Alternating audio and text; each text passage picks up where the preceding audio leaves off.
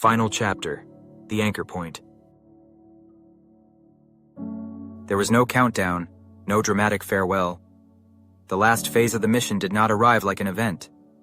It arrived like a responsibility quietly placed in my hands. After my final contact aboard Seraphis, communication from the network changed. Not less frequent, different.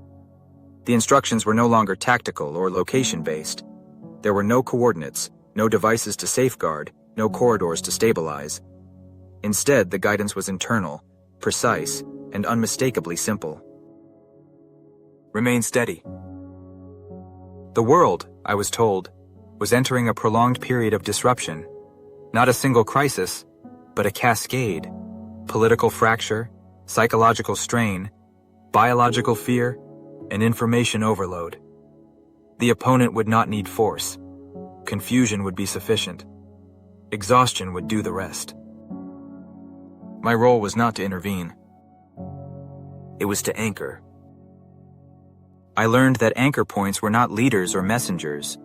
We were not meant to be visible.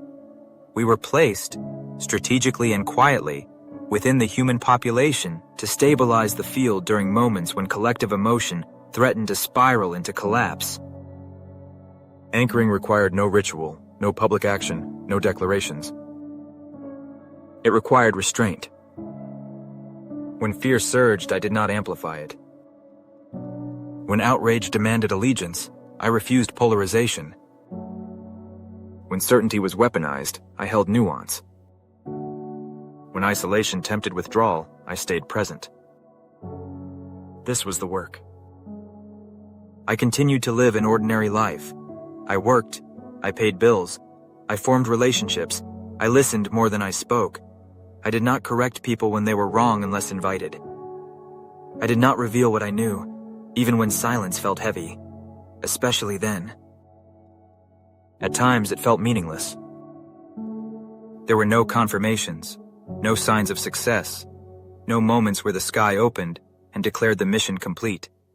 Only an internal calibration, a sense that when I remained grounded, something larger remained intact with me. I understood then why this phase required secrecy more than any other. Because the ego could not be involved. Anchors fail the moment they seek recognition. The opponent's tactics became easier to see once I stopped engaging them directly. Distraction, division, emotional escalation, the constant pull toward reaction, none of it was subtle, and none of it worked unless invited. The network never gave me an end date, only a probability.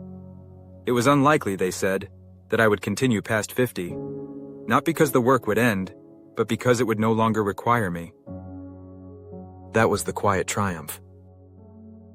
Not victory over an enemy, but stabilization without collapse. One day, without warning, the contact ceased entirely. No farewell, no explanation, just silence where guidance had once been. I noticed it not with panic, but with a calm recognition. The field was holding. Humanity, bruised but intact, was learning to choose without being forced. I had not saved the world.